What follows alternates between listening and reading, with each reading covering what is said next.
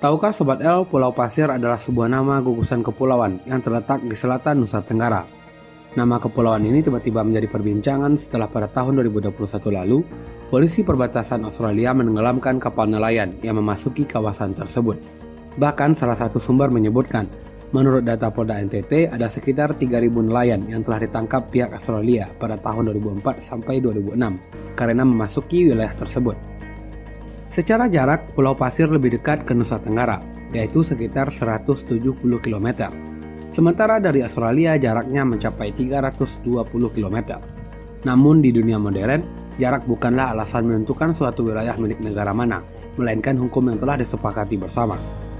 Menurut hukum internasional, wilayah Negara Kesatuan Republik Indonesia adalah bekas kekuasaan wilayah Hindia Belanda. Sementara Pulau Pasir yang disebut Eskimo Reef oleh orang Australia, sejak dulunya adalah kepulauan tanpa penghuni. Hingga ditemukan Samuel Eskimo di tahun 1811, dan kepulauan itu kemudian menjadi tempat penambangan fosfat milik Inggris.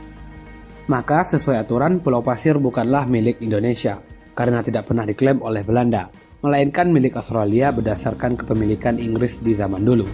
Namun masyarakat adat Nusa Tenggara mengatakan, Kepulauan Pasir adalah kawasan laut tradisional mereka, bahkan ada makam leluhur mereka di sana.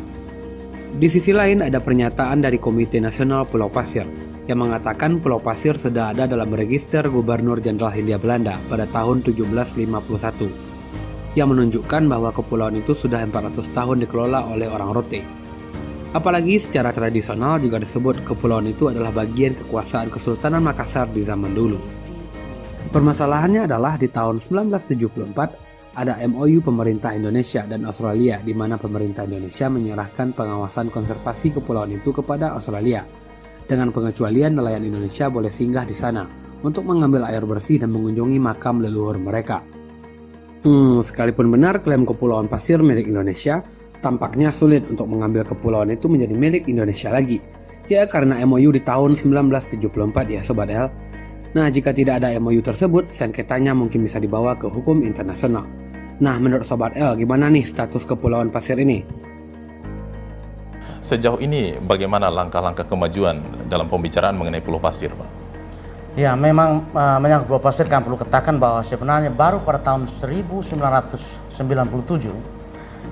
mantan Menlu Ali Alatas menandatanganinya secara resmi dan mengakui bahwa itu adalah bagian daripada Australia. Sebelum 1997 hanya berdasarkan kepada MOU saja, MOU yang mengatur tentang fishing rights atau mengatur tentang nelayan-nelayan yang masuk dan keluar di Pulau Pasir.